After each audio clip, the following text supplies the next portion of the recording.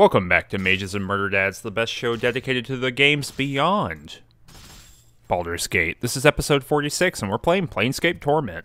I'm Cameron, and I play the Nameless One. And I'm Danny, and I play the Nameless One. Oh, we took a little bit of a break, didn't we? Took a week off. We've done that before. But in terms of real time, it's like a full month, you know? I guess that's true because we are bi-weekly. So when you become bi-weekly, that becomes monthly. Yeah. So it's a little bit of time away. Do you want to describe the plot up until we got here? So this is what, episode 3? Yes. Episode 3 of Planescape Torment. We're going right along in it. You, Nameless One, wake up without a name, scarred horribly, in a place called the Mortuary, inhabited by a cult of dustmen seeking a kind of Nirvana-esque, true death. You meet a skull.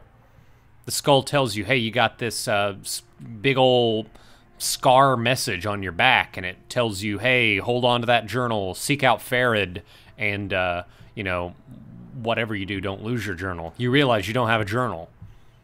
Morty/Mort says, hey, I'll join you on your little quest, and you go on a little adventure to find Pharod.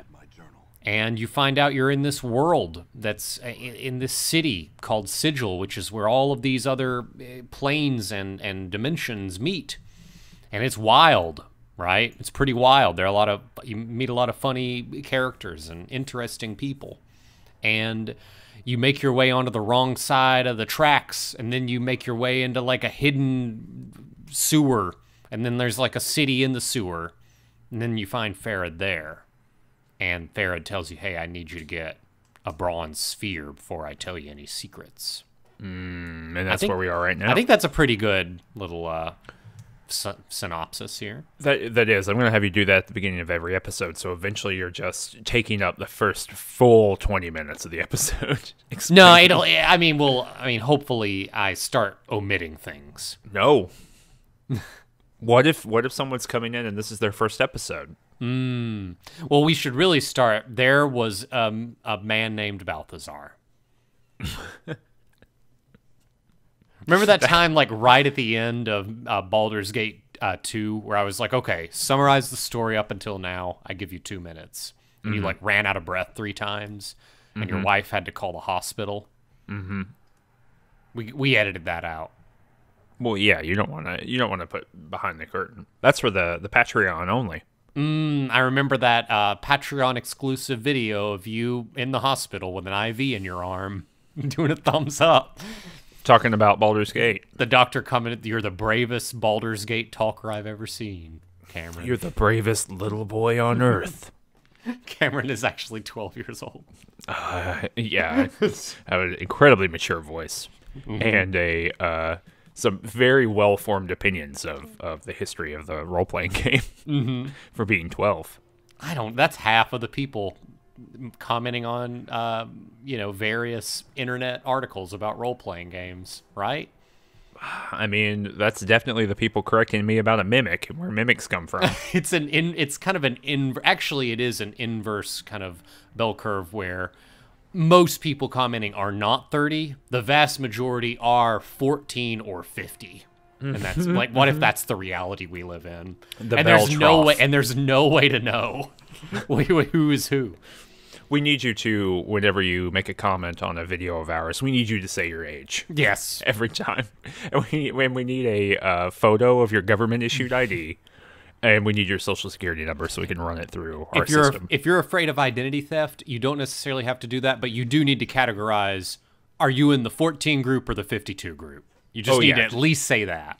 Yeah, like we're building an advertising profile for you. We just need like 14 to 17. It doesn't matter. 22, 25, 25 to 40. But as we've already talked about, there's really only 14 to 17 and 50 to 54. Like that's it. No one in the middle. Prove us wrong. Or don't. I don't care. Yeah. Good bit. Okay, so we talked to Pharod, and Pharod basically says that he wants us to get this bronze sphere, but importantly, he will only tell us about ourself and our own history and all of that, whatever. Mm-hmm. You know, because we don't know anything. We got amnesia. Yeah. The nameless one doesn't even know his own name. We do get we do kind of understand that we've lived these past lives and we can't remember our past lives, and we've like done stuff. Yeah, we've done all kinds of things. All kinds of things, yeah. We've driven bumper cars. We've maybe done that thing with the hammer. We maybe betrayed a lover. We absolutely did. You know, I was thinking Dayanara is her name, right? I was thinking about that earlier. That, you know, I wonder when that's going to pay off. Of course, we haven't seen any of that yet, but we're also only a few hours into the game. Anyway, but yeah, so he says, go get this bronze sphere, and in trade for the bronze sphere, I will tell you about our deal. I'll say why that big old tattoo on your back says to come see me. I'll give you all the sweet deets about that. And so he says, you know, underneath Ragpicker Square, which is like where he lives, underneath that, there's even more stuff. The catacombs. The catacombs. And then some other places, too, apparently. Sure. They're all in the catacombs zip code. Yeah, It's and different. you get this... Wait, There's it's all in the different. same Yeah, it's all different neighborhoods in the same zip code. Skellington Town. Mm-hmm. Rat Village. Ratland. Disneyland East. Disneyland East. Disneyland West. The Magic Kingdom. But yeah, so what I think is pretty cool about this zone is like when you head a little bit deeper, it almost like Sigil is built from like a bunch of different layers. Mm-hmm. You know what I mean? So like there's no, when you're going down, it seems like you're just going into like past civilizations and what they were up to. It really doesn't seem like you're like in Sigil. It doesn't seem like everyone or anyone ever went and dug things out of the ground or like dug tunnels into the ground to build catacombs in. Like they built structures and stuff got built on top of it, and that's like the surface.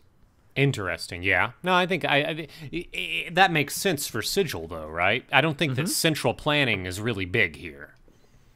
No, but what I think is interesting about that is that it implies that there's like that there is no original, there's no ground, right? Like there's no bedrock dirt of Sigil. There's just the past and all these layers of the past. It's not, you know, there's no place where it started. Sigil is eternal and it's always been going, and there was never any first people who were there.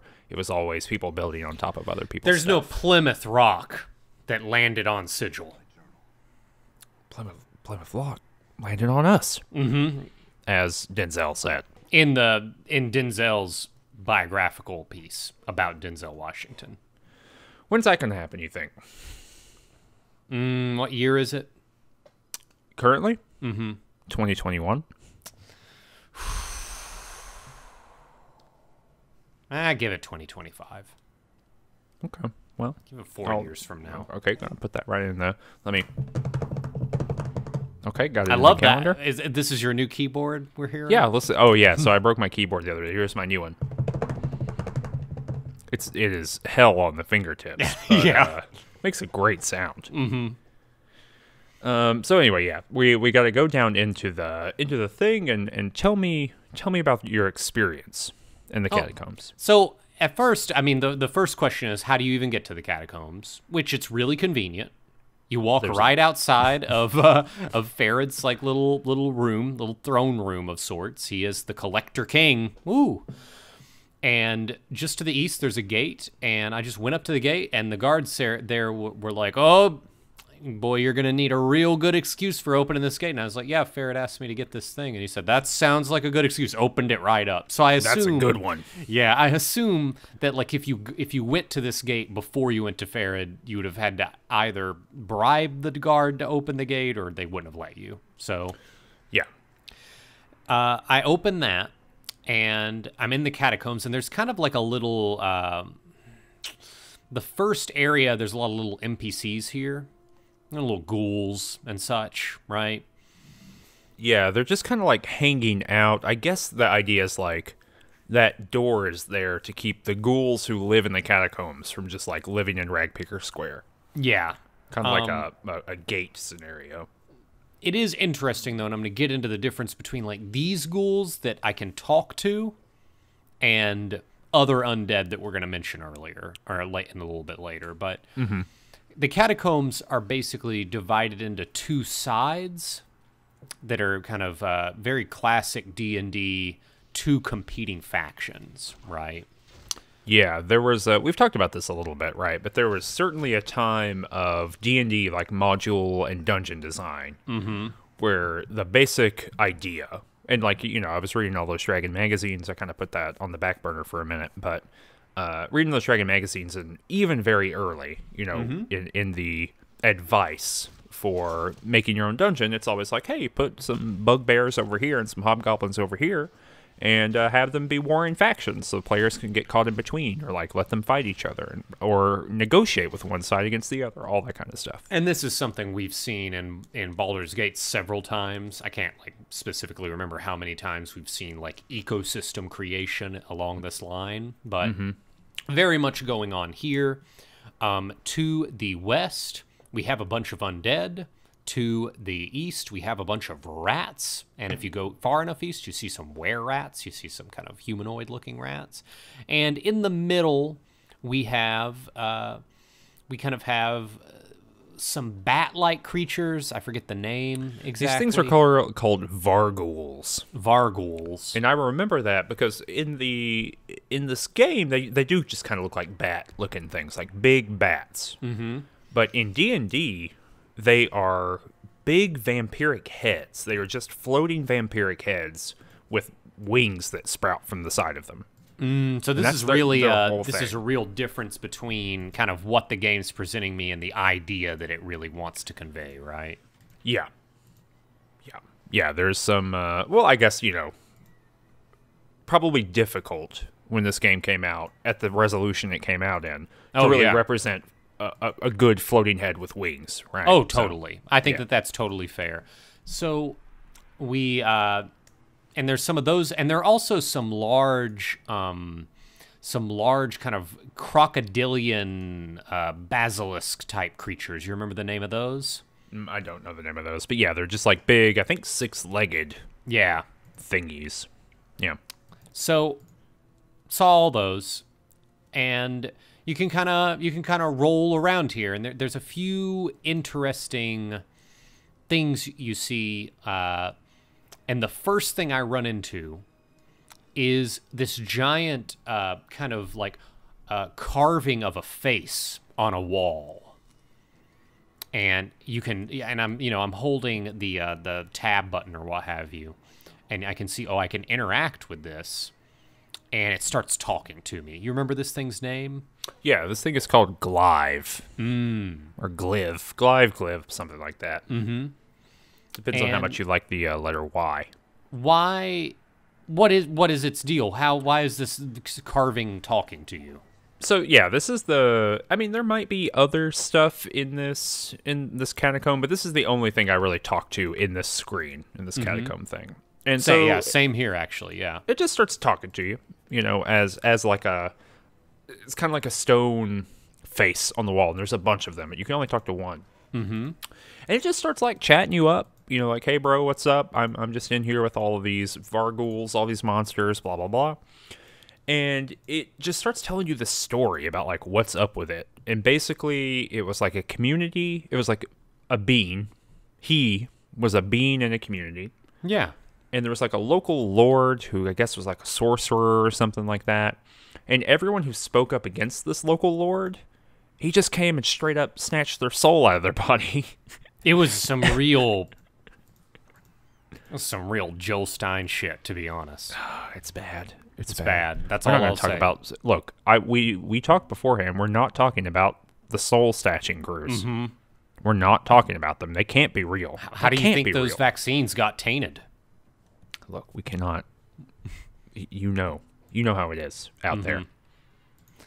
The official range touch policy is that there's no such thing as a soul snatching crew. I repeat, I want to make that crystal clear. And not those kinds of crystals, other kinds of crystal clear. The other kind of crystals. Anyway, so yeah, so this thing is talking to you. He says, you know, we got our souls snatched out, blah, blah, blah.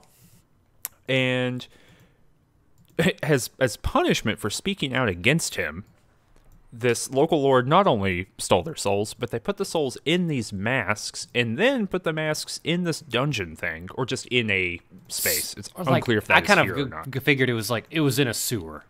Yes, in a sewer. No matter at the end of the day, in a sewer. Yeah. So that tainted, polluted water would spill out of their mouths and eyes for eternity. Forever. And they would just taste it. Which is the rudest shit you can do to somebody, I think. Quite rude, right? It's so incredibly rude. And this is just for saying, like, hey, maybe this local lord is getting a little bit too much power. It's literally for saying, we're against it. And there's something... I mean, there's like something really interesting here, right? And the difference between this and something that would happen in Baldur's Gate, right? Because if this scenario happened in Baldur's Gate, what would happen is it would be like, oh, I spoke out against the local lord and he killed my dad. And now I'm here with a ragtag band of rebels in this cave and you can meet me and then we can go and kill the local lord and his, like, 6 archers. And that would be the quest, right? Sure. But in some way, the quest would engage with that lord. Yes, you would go and fight that lord in some way, or like his representative, because we did a couple of those in Baldur's Gate 1 and 2. There was the druids who were fighting the nobles from Waterdeep. You remember that? It was like 2 nobles versus 2 druids, and you had to kind of take sides. So we have some comparison for this kind of quest. But here, no opportunity. Like, this is probably lifetimes ago when this occurred. This lord is not around. Yeah. To be punished, to be fought and slain with a sword or anything like it. That missile has left the silo. Yes, in the parlance of the fantasy world, the ICBMs are closing in on Fearcrag at this very moment, and so get on, Fearcrag. If only the minute meteors had been something else. God, could you imagine Gorion just in the war room? Can you imagine Chickelvar just contemplating being like, well, you know, my enemy is my friend. They are making heavy water in Thay, so we've got a trade to get that Thay and heavy water. You know, it's going to help the missile program, the Baldur's Gatean missile program. I can see it all, but it doesn't go down that way in Planescape Torment. No, he says, hey, actually, I'll be uncursed if some fresh water touches my lips. Which seems so easy to do, right? It's so easy. How am I the first person to wander through these halls and do this? It may be, and this is something I've considered, that the player character is just like specifically in tune or empathetic in a way that other characters aren't, right? Or more intuitive. I think that a lot of the things that we end up doing shows that we are kind of an exceptional being in a lot of ways. You know, do you get that that feeling? Yeah, so like maybe no one could talk to this thing before. Maybe no one could talk, or maybe just no one even, it didn't even occur to people. Like, oh, there's the mask that wails and spews pollution out of its mouth. There he is again, old Glyve. Old Glyve. Boy, Glyve. howdy, I wish she would just shut up. Just, oh gosh, punished for eternity. Shut up, Glyve, we know. But, yeah, anyway, so he says, look, the best way for you to get some of that delicious, tasty water that isn't spewing pollution out of my mouth, the best way to do that is to find a decanter and use that decanter to spray some water into my mouth. And he says, listen, there's someone named Chad. Oh my God. in this an artist named Chad in this dungeon. And Chad, I think, knows where you could find that decanter. An artist named Chad is the least realistic thing about Planescape Torment. It really is. The fact that his name is... That's got to be, like, someone that they know... Like, that has to be on purpose, right? that this has to be a nod to someone, an artist named Chad. Here's a question for you. Did you ever meet Chad? No. Me neither. Do you think he was the corpse? I don't know. Yeah, it didn't really say, did it? No, I don't know. My assumption is maybe like there's an undead running around in what we're going to talk about in just a minute. Mm-hmm. And maybe there's an undead named Chad that you could talk to and be like, hey, I used to be an artist, but now I'm a zombie, and I used to have a decanter. But I did not encounter any of that. Did you find the decanter? Yeah, I did find the decanter. Okay, I did too. All right. I released Glaive, but we'll talk about that on the way up. I gotcha. So there are these two factions that you were talking about before. Zombies and undead on one, and then a bunch of rats on the other. But there's a unique take on either side of here. Yes. Did you get captured by the rats? No.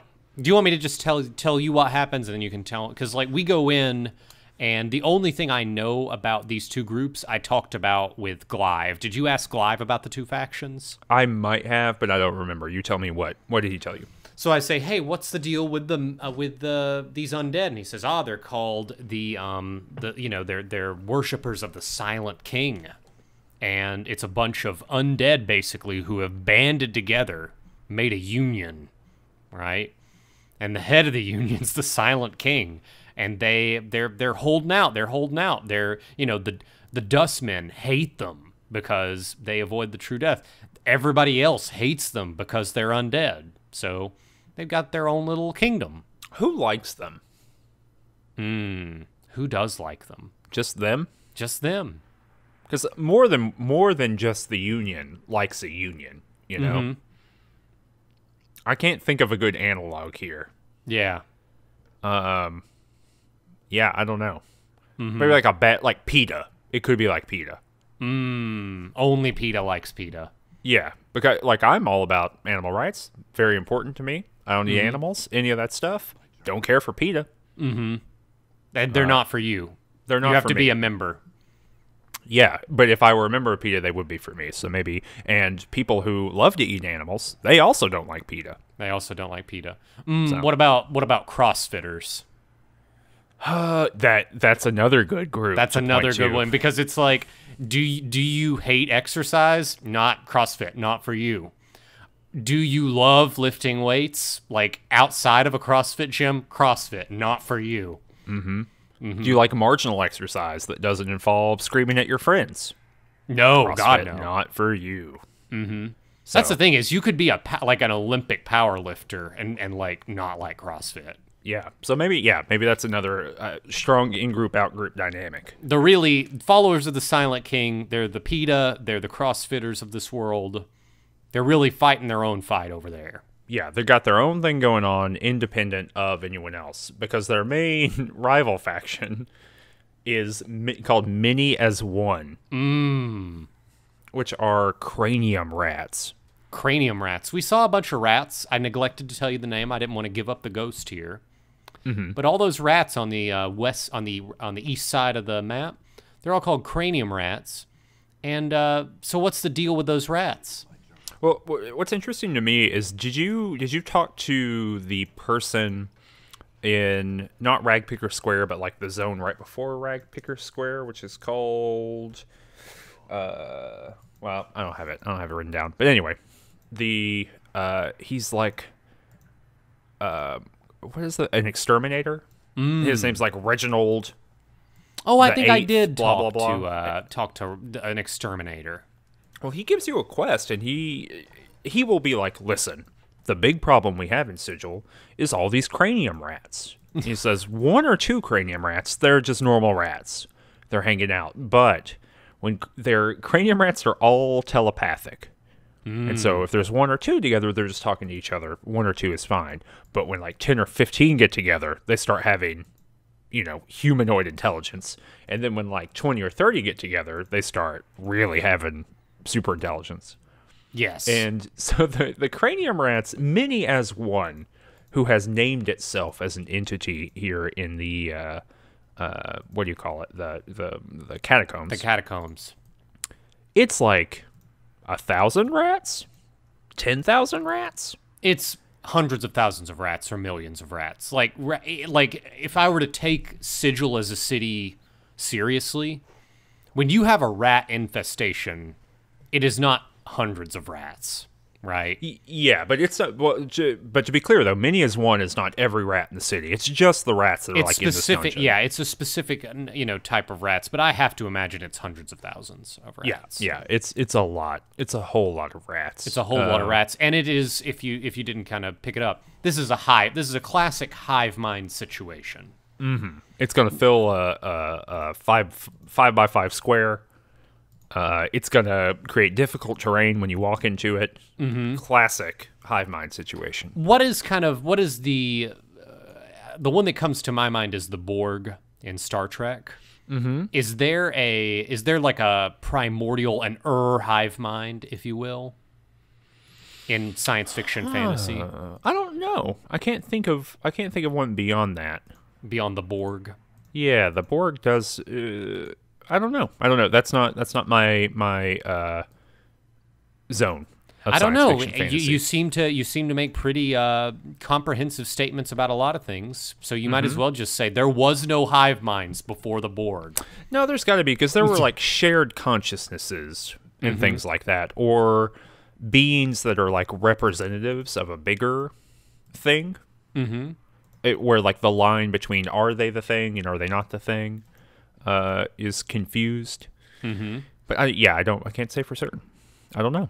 Yeah, it's interesting though. Yeah, this is a classic hive mind where they all share their consciousness. So the intelligence of one rat is, subsumed or assimilated into the whole, and that's why it's kind of achieved this supreme intelligence.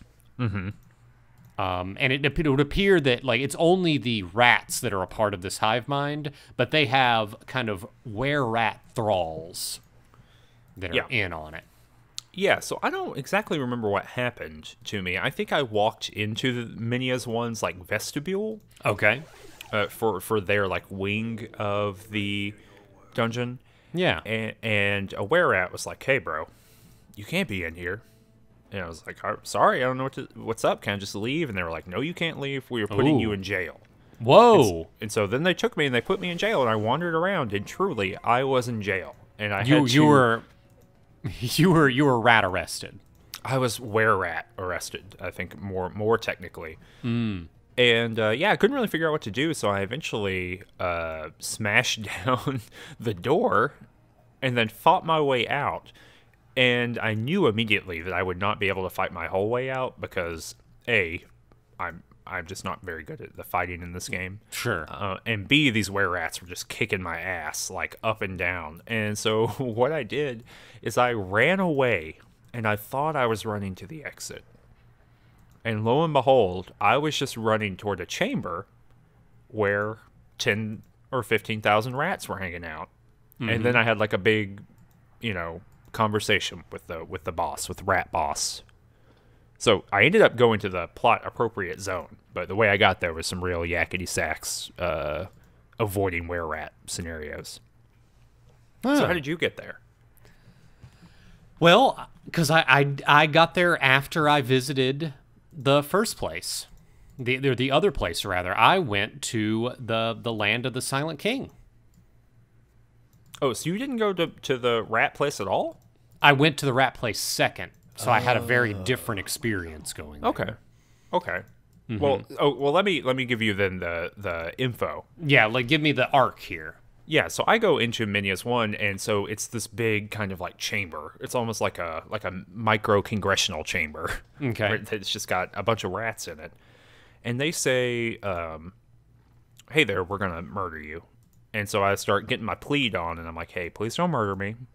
What can I do for you? Just let me go, and I'll do whatever you say." And then they say, "Hey, across town, there's this dude named the Silent King. Ooh. We hate him. He sucks. Like, we gotta kill this guy." Mm-hmm. And you're like, "I do too." And, I was like, yeah, exactly. I like all the things you like, and you know what I don't like? All the things you don't like. So let's make it happen. Let's make a deal." And so we do make a deal. And so through this kind of long conversation tree where I kind of manipulating them a little bit and then like telling them some truth and lies based on how I'm trying to manipulate them. I say, look, I will go over to the Silent King and kill him because one of these two factions, like, you have to go to the next level deeper in order to go get that bronze sphere. There is one level deeper than this dungeon. Bomb. What is bomb? The Inception horn noise. That's one level deeper? Mm-hmm. Oh, let me do that again. I'm sorry, I didn't understand the joke originally. We'll do it again, okay? One level deeper. Oh my god. I mean, it'd be even better if you just edited the real sound over my bombs. I'm not gonna do that. Okay. I'm not gonna do that. I'm gonna run right into a copyright strike on the bomb. That's what's gonna take our channel down. Yeah. We Nolan's survived. We gonna show up survived at as my kind door. of an insurgent radio against the Stein presidency, but it was Christopher Nolan. Yeah, he's not busy right now. He doesn't have a lot going on. But yeah, so in order to get one level deeper, you either have to ally yourself with many as one or with the Silent King, or do something for them in order to open up a stairwell. And they both control their own individual stairwell, so you can kind of make your choice here. Correct. So, you did not come here, though. You went to the Silent King. Yeah. I went to the Silent King, and I get a kind of a similar situation happen where I walk in, and there's a whole crowd around, and there's a man in a wizard hat. And the man in the wizard hat says, You done messed up, sir, because there's no live people allowed in the realm of the Silent King. You are sentenced to live here forever until you die. He became Southern, like, dead in the middle of it? Yeah, dead in the middle, just like a real transition from a regular ass accent to a very like Appalachian Southern accent. And there's kind of they's like, take him away, and I'm taken to this person who's like a dustman, who's not an undead person at all. He's just like one of those dustmen. Mm-hmm. And he says, yeah, I kind of came here because I got a little disillusioned, I suppose. And I said, well, what's the deal? Why am I being kept here? And he says, well, you need to ask around. So I just asked the first skeleton I run across. I'm not in a cell or anything. I'm just like, and they're like, yeah. So they decided that all living people that come here, because we're trying to dissuade any looters, any scavengers. We want to have our own thing. We want the CrossFit gym, aka the box, to be a pure place where only CrossFitters exist. So when a non-CrossFitter or a non-PETA member comes in, we say, hey, you have to be a member for life now. Like, you can't go to any other gym. And when your kidneys fail due to overexertion, then and only then will you be able to stop being a CrossFitter. What I think is so good about this, I really, not your metaphor, but I mean, the metaphor is fine, but the writing itself here, right, is that it takes seriously. This is what I like about the writing of this game in general, right? The weird genre tropes of the fantasy game, right, are taken to their logical conclusion. Yeah. So if you had a bunch of undead who all came into like self-knowledge, right? They have some sort of sense of self, governance, all this kind of stuff. They would be sitting on a massive hoard of all of the treasures they were buried with, right? Sure. And you don't want to sell them because they're yours. And we're also living in a world where dustmen collect corpses for fees or like for money, right? Yes. But even beyond that, right? Like, they recognize that they are in a bad position because or not even just period, you could just get a cleric to roll on down here and kill them all, just explode them into dust. Right? Yes, because we live in a fantasy world where that exists, and Van Helsing vampire hunters exist, and all manner of professions who just wreck undead, and that's just their life. And so their only solution was like, all right, I guess we just close the doors, and whoever gets in that we don't kill, they just live here now. Because we can't ever let anyone know that we're down here. Yeah. I just really appreciate that. I appreciate someone who is taking just taking this whole world seriously and then taking it to its logical limit consistently. This is the reason why you like that movie Valerian, right? Oh, Valerian is good, yeah. I like Valerian. But you just like I think that this is a leitmotif with some of your interests. You like people that set up premises and actually follow them through and examine 100%. what that would be about. Yes, absolutely. Yeah, if you set up like a really interesting premise only to return to like the most tired, the overused storytelling that could fit into any kind of framework, then it's not very interesting to me. It could be a really great story. Like I think that the Star Wars movies are especially like the prequels and the whatever these sequels that we're going through right now. Great films. I enjoyed watching them the one time I've seen them all. But ultimately, right, like they do interesting set dressing in order to return to the exact same plot points that we got in the 1970s and the 1980s, which is fine. Like not a complaint, but if you I don't know, if you took the ideas of Star Wars and really pushed them, say like KOTOR 2 does, I'm going to enter into the pantheon of nerd dudes saying that KOTOR 2 is good. But it is, because it does take Star Wars and does this very similar kind of Planescape Torment thing to it. So. Basically, where they say, okay, so there's the Force. Well, what would a civilization and like universe look like where that actually existed? Yeah, and when you have to like navigate a an literal invisible force that flows through all beings, and like, what if you didn't want to pick a side? That kind of thing. So all of that's a very long thing to say. Yes, I appreciate the commitment to the actual story being told as opposed to kicking back on some more familiar narrative. So I ask around and I'm like, well, can I leave? And I end up talking to, and I'm going to check this person's name. This person's name was Hagrim the Bleak, the very southern undead cult leader. Hargrim the Bleak. He's from the Windspear Hills, and basically you talk to Hargrim and you're like, hey, can you just let me out? And Hargrim's like, nope, it's been, the Silent King has decreed that all those who enter our realm must stay until they're undead themselves. And then once they're undead and they're crossfitters, then they can choose to leave if they want. Yeah. Knowing full well that by the time you're a crossfitter, no other gym's going to have you, right? Yeah. So, and I said, oh, but can you not just ask him for me? Well, can I ask him himself? And they're like, no. And we know that he's the Silent King because the Silent King only says what is absolutely necessary. A very like Spartan individual, quite laconic, the Silent King. Mm-hmm. And I get a kind of a rundown of the other cast of characters here, and the really important one is Stale Mary, who's kind of the most intelligent zombie.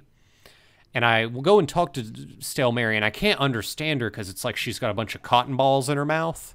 Yeah, I also like this commitment that like skeletons can cackle and talk, right? Because Hargrim's a skeleton. Mm-hmm. And so he can be like, and he can talk in full sentences. But Stale Mary, being a zombie, can only moan.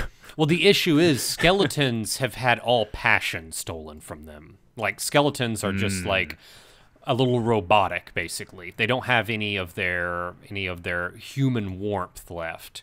But zombies do. Like, zombies can still have compassion, and Stale Mary is one of these people. But they're slow and maybe not quite as smart because, their brains are rotting, whereas skeletons are, like, powered by some kind of... They're just inhabited by a spirit directly that doesn't have to deal with the flesh anymore, perhaps. Mm-hmm. That's the name of my new startup. Inhabited by a spirit directly. It furnishes your body with an additional spirit. Is this just a new Juicero? Oh, shit. we gotta possess those Juiceros. We gotta put a spirit in it. So, Stale Mary, you can speak to, and it's really fun because the first time you speak to her, you're like, I don't understand anything you're saying. And she reaches out to touch you, and she teaches you how to understand her. Yeah, it's dope. It's dope. It's like she reaches into your brain and, like, unlocks something. It's pretty cool. Yeah, maybe zombies aren't bad. They're just misunderstood. And Stale Mary says, look, I will grant your request. You, like, appeal to her compassion. Be like, look, I didn't do anything wrong. I just came in here, and y'all are telling me I can't leave, and I don't want to CrossFit. I just want to do regular pull-ups. I just want to, like, run on a treadmill occasionally. I just want to, keep the pounds off, stay Danny, attractive to my partner. Are you being bullied by a CrossFitter? Are people kicking sand in your face? No. Okay. So, and Stale Mary says, sure, I will. Look, if you go to this, to the northwest of this room, just go into this column and just think about the Silent King. You'll get zapped over there. And sure enough, if you do that, you will. So here's a question for you. As soon as she opened that portal, you went through it? I actually didn't quite know where. Like, I saw that she said the alcove to the northwest, so I left the room and went to the alcove to the northwest. Which is just like a dead-end hallway. And then when that didn't work, I went back to the room, and it worked out. So did you talk to Acosta? I did not. Okay, so this is I did all the same stuff that you're talking about. Except for Swago, the Duskman. Did you introduce him to the skeleton who wants to die? No. There's just a fun little thing. Well, I did talk to the skeleton, and the skeleton was like, what should I do? And I said, I don't know, you should probably keep living. Well, there's a skeleton who's just like, I don't know, maybe I just don't want to be a skeleton called the anymore. Doubtful Skeleton. Yeah, and you can go back to Swago and be like, hey, there's a skeleton out there who, like, he's maybe going for the true death. And Swago's like, oh shit, I gotta go talk to that guy. And he breaks conversation and runs away. So, like, it's a pretty fun little thing. But if you talk to Acosta, there's, like, this internal political struggle going on here. Because Acosta and she's a ghoul, and she's the queen of the ghouls. And ghouls are kind of, like, the worst of both worlds when it comes to undead, right? Yeah. They are both ravenous for flesh, like a zombie. They want to eat and consume. They also want to eat dead flesh. They'll eat any kind of flesh, which is, kind of bad. Omnivores. If you're another kind of undead. And they're also still smart, right? Like, they have the kind of mental faculties of the skeleton. And so if you talk with Hargrim all the way through his tree and kind of get a lay of the land, he explains to you that they have to keep the strength of, like, the Silent King has to stay strong because Acosta is the other major undead political power, and if she becomes powerful in this part of the dungeon, if she usurps the Silent King, then A, all the other undead are probably going to get eliminated, and B, she's going to run out in the rest of the dungeon and maybe even come up from the dungeons, right? So this would be like a classic D&D experience, right? So in some ways, what I think is interesting that's happening narratively there is that Hargrim, like, you get this really cool political and narrative world, and Hargrim says that this narrative device that we are delivering to you is literally hanging in the balance because this could just become a 101 dungeon, and we don't want that to happen. So we've kind of elided the big reveal here, haven't we? Well, I just wanted to lay that out first before we talk about going and seeing the thing. So anyway, so if you talk to Acosta, she basically says, like, yeah, I want the Silent King to tell me why we can't unlock these doors and go out there. And so you go through the alcove, get that delicious meat. You go through the alcove, and you're immediately there. Hargrim the Bleak's in there. Stale Mary is in there. And you walk up, and Hargrim the Bleak's like, oh, it's just ruined. This is horrible that a living person has come into this chamber and is seeing what there is to see. And there's the Silent King, like, in the throne, but you can't click him. There's nothing you can click. And it doesn't look like a person. And I'm like, what is the deal? And the Silent King's just dead. He's, like, gone to the true death. Yeah. He's just a regular dead corpse. Well, he's like, he is like, it's unclear where his body, or its body, or I guess his, because king, but where the body would have ended and the throne would begin. Like, it's that level of decaying and, like, weird undead creature that doesn't really fit in this world, right? He's not a skeleton. He's not a zombie, anything like that. But yeah, he is dead. Yeah. So what are your choices? Basically, Hargrim the Bleak is like, well, we've got to look, we can't tell all these undead the truth because, you know, the Silent King is the one thing that united everybody. Yeah. Right? And I said, I get that. Like, I totally get that. I kind of want to go. Will you just let me go? And I promise that if I vow that if you let me go, I'm not going to tell anybody about your secret. Mm-hmm. I won't tell anyone about your CrossFit gym. And they said, okay, all right. You just get out of here. Get out of here now. So I used this as an opportunity to negotiate them to open the door to let me go deeper underground.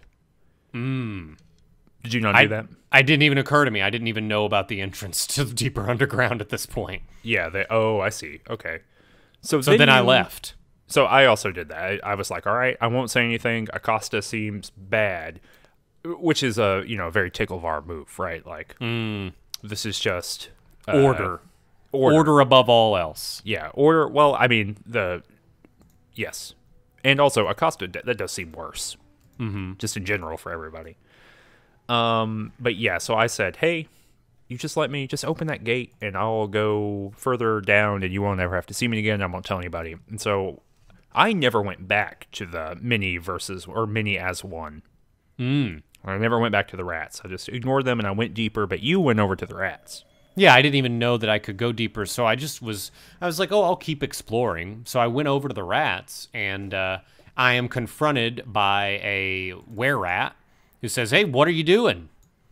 And I tell the were-rat, well, I'm here for an audience with you, of course. Oh. And he's like, why? And I was like, well, you're obviously very important. So that's why. And he's like, look, you don't bullshit a bullshitter, okay? What are you really up to? And I'm like, well, I guess I'm here to speak with many as one. And this were-rat says, well, how about you just tell me what you want to tell many as one, and I'll let many as one know. And these are the following options. Lie. The Silent King is very strong, and you shouldn't underestimate him. Truth. The Silent King doesn't exist. Or never mind. And that was it. Like you could say those two things or just say, never mind. And I just told him the Silent King doesn't exist, by the way. Oh gosh. Yeah. You goofed him. And they're like, well, hold on. You need to immediately meet many as one. There's a big record scratch. Yeah. A cosmic record scratch. I am taken into a chamber that looks rad as hell. Mm-hmm. There's one tiny rat in the middle of the chamber. And the walls of the chamber are just like it's like Rat Congress. Like you can see these little red eyes at intervals in like this kind of this amphitheater style room. And like there are these little black holes along the walls of the amphitheater, and you like see these red eyes of the rats staring out at you, right? And the Silent King is like, I will grant you a boon. I will unlock your potential. And it's all in, like, caps. It's, like, speaking to me telepathically. Mm-hmm. Did you experience any of this? No, I didn't. And then, okay, oh, boy. And then it's like, I will show you the world. And you can choose to, like, hold on, I'm not ready. Or you can say, yeah, I'm ready. And then you see a vision of you breaking somebody's neck with a chain. What? Yes. Wait, like a cutscene? No, not a cut. Well, I mean, it's just in dialogue. Oh, okay. It's like, this is the vision you see. You're like fighting, you're struggling with these entities, and you like wrap a chain around one of their necks and you snap it. And then after you do that, a bunch of like hands come out and grab you. It's deeply negative. That seems bad. It seems very bad. And seems you get like a betrayer. You get like a jillion experience when you do this. Well, I didn't do that. At which point he says, "Okay, you're free to like look around, but once you leave, you can never come back." Huh. And it was when I was in there that I went down into the next level. Yeah, because they also have their thing. Yeah. Well, that's weird. I didn't do that. Maybe I should go back and do that. Still open to me, I guess. So, yeah, I don't know. I'm just I'm thinking about like what any of the significance of the vision I was given, and I don't know. You're sprinting through a city made entirely of chains, buildings, streets, sewers, and plumbing. They're all linked with metal strands. The blood-dark sky above you shimmers evilly as you jingle your way across a tightly woven web of black and silver. You glance over your shoulder, hoping you've thrown off your pursuit. You spy nothing. You face forward. And standing silently in front of you is a creature wrapped in chains from head to toe, grinning maniacally under its mask. A chain snakes out from its outstretched hand and wraps around your ankle. Another bursts from the wall to your left, scarring your wrist. You snatch it from the air, and with a practiced loop, throw it around the neck of your enemy. You yank the chain tight and hear the sharp snap of the creature's spine. Moments before a cackling horde of similar monsters pour a jangling web of chains all over your body, you jerk yourself free of the memory. That is the memory. I wonder, so you think that's how you got scarred all over your body? It's definitely like a life. Like the Minias one has tapped into a memory I didn't have access to. But why that memory, right? Well, because maybe you betrayed somebody, which is what you had just done to the Silent King. Yeah. Or to all of those people. I don't know. I mean, I think a lot of these get contextualized later, so... Yeah. So, but anyway... So I don't know what happened with the Silent King. Maybe the Minias one finally took him over. Yeah, they definitely did. You can go back and look. You can go back and talk to them. I'll do that. I'll see what the dealio is.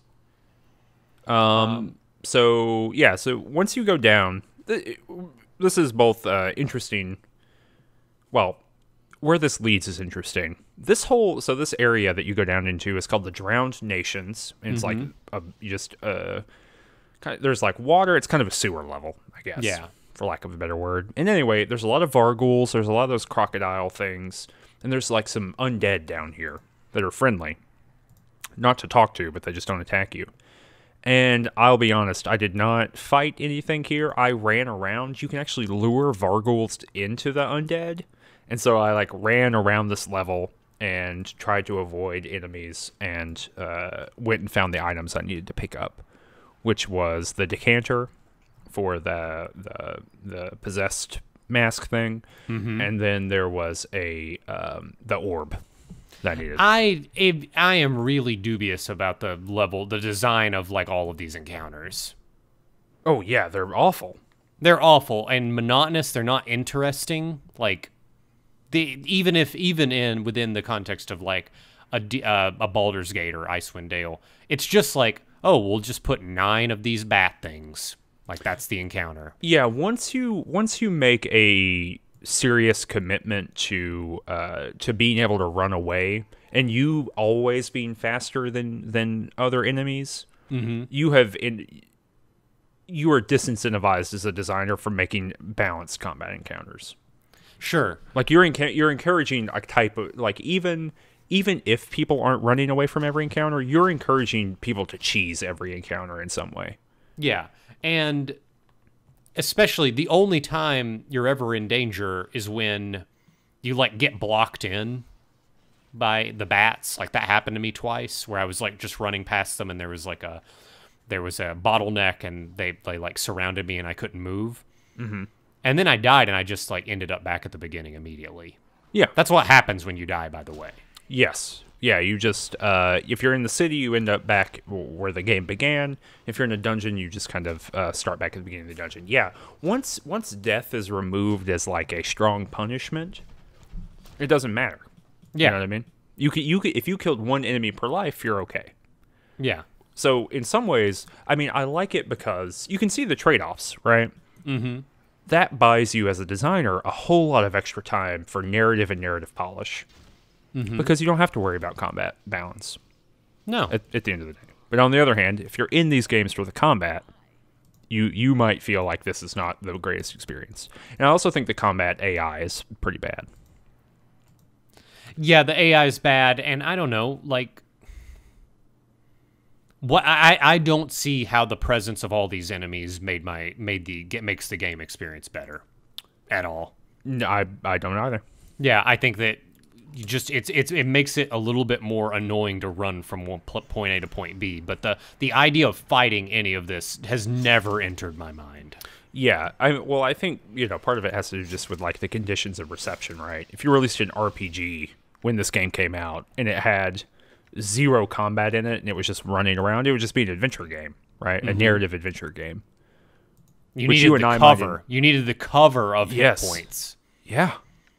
Interesting. Yeah, and the D&D license, right? Mm-hmm. So,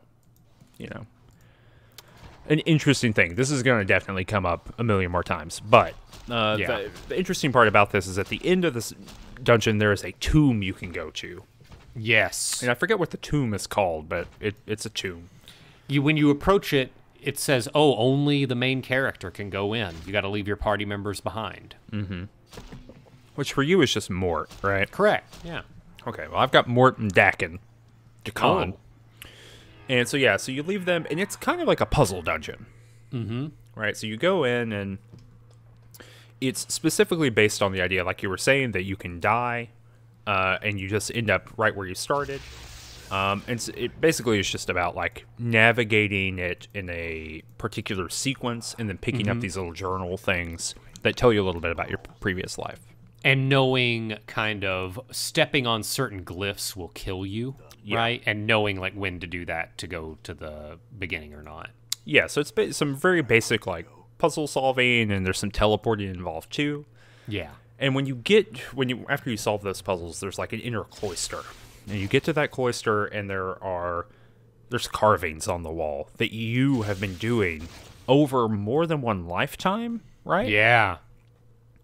And they say things like, they're just little tidbits about you. The important ones, I think there are two important ones. One is that there is a message that's the same as the message on your back. Yeah, right? And you remember it. It's got the same stuff about Pharod and the journal and all that. Mm-hmm. But it's got one additional line. What, do you remember that? Don't trust the skull.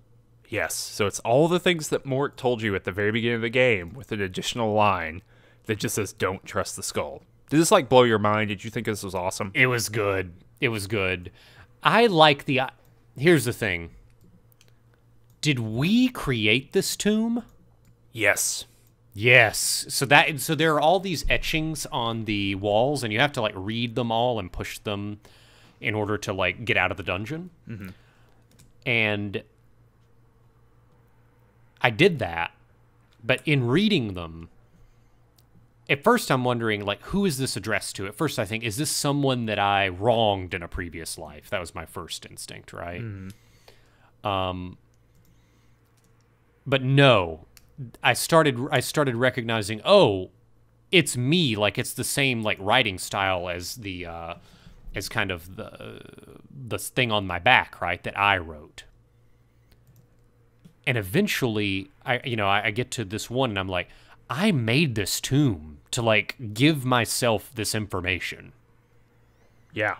Like, this is another, like, which really, like, just brings up all of these questions of, like, who am I in this world to be able to create this tomb, right? Yeah, like, it really does nail down that, like, not only are you unkillable, but you're immortal. Yeah. Like, you are straight up cursed with immortality, and that's kind of the way that you talk about it eventually in these, like, journal entries. You're cursed with immortality. B, every time that you live a life, no matter if you are good or evil or just or chaotic, any of these kind of identifiers, there are these ghostly evil creature things that hunt you down and kill you eventually. Mm-hmm. No matter what kind of wrongs you right or what kind of beings you kill.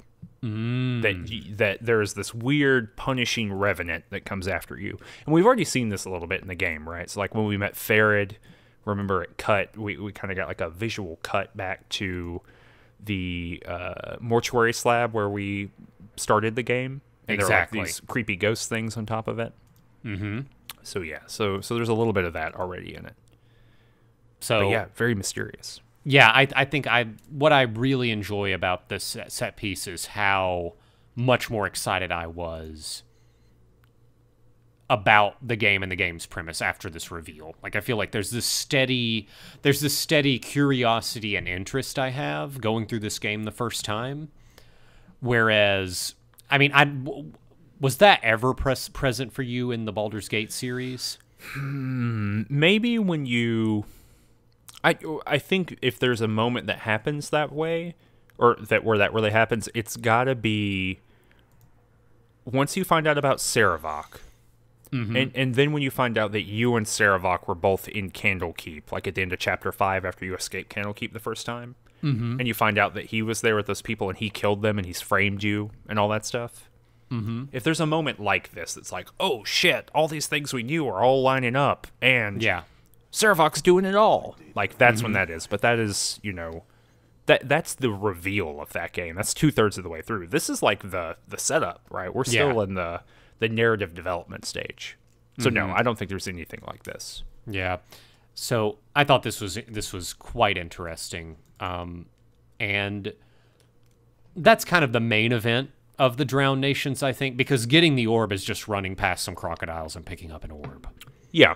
And so, yeah, you go back and I gave Glyve the decanter on my way back up. He appreciated that. I don't actually remember what happened after it was done. I think he was just freed. Hey, thanks. Yeah, hey, thanks. And then went back up and gave it to Pharod. And maybe we pick up with that, because there's kind of a big info dump that he gives you here. Yeah. So maybe we just start the next episode with that big info dump. The big info dump. That makes sense. We kind of played until a little past this, but I think starting with the big reveal makes more sense. Yeah, because then it gives some context for the next part of the game. Exactly. So the next part of the game, you're going to talk about the tavern that I played through in the very first episode that you didn't play through at all. We're going to talk about the next little bit of the game. It's going to be great. You're going to talk about a new party member. We're going to talk about a new party member. 2 new party members. There you go. Okay. Well, Let's unravel that mystery next episode. I'm excited. Let's do the whole thing. But so yeah, it's going to be in the next episode. You can find us on various different places. You can find us on twitter.com/rangetouch. You can learn all about us there. Of course, here you should hit that like button, hit subscribe if you have not hit subscribe already in any of the previous 40 some odd episodes. You should go to twitch.tv/rangetouch. We've been streaming quite a bit more. Our stream archives have started showing up here on what is this website? YouTube? On the YouTube. On YouTube. And if you want more content from us, you can always go over to Patreon. The link is down in the description below. And you can support us there. For $1 a month, you can get a newsletter. For $5 a month, you can get an entire podcast of us talking about this. And there's going to be some other really neat stuff coming out with that as well. And if you want to come see what we're up to day to day, you can go to our Discord server, which is also down in the description below. Join the community. Join the community. Join the Rangers. The Rangers. All right. Well, thanks so much, everybody. Hope you have a wonderful little bi-weekly unit. A bi-weekly, a fortnight. A fortnight. Oh, is that what those are? Yeah, it's the Battle Royale shooter where it takes 2 weeks to load and fire your rifle. Notorious because it's so inconvenient because it's on mobile, but no mobile device that can play it can retain its charge for that long. Yeah, it's a huge problem in the community. I think a lot of people just resorted to plugging their mobile device into a wall outlet for 2 weeks, but then, you know what? Not really that mobile. No, exactly. So critical problem. Join us after you play that. Yeah. All right. Well, see you in 2 weeks. Yeah. Ciao.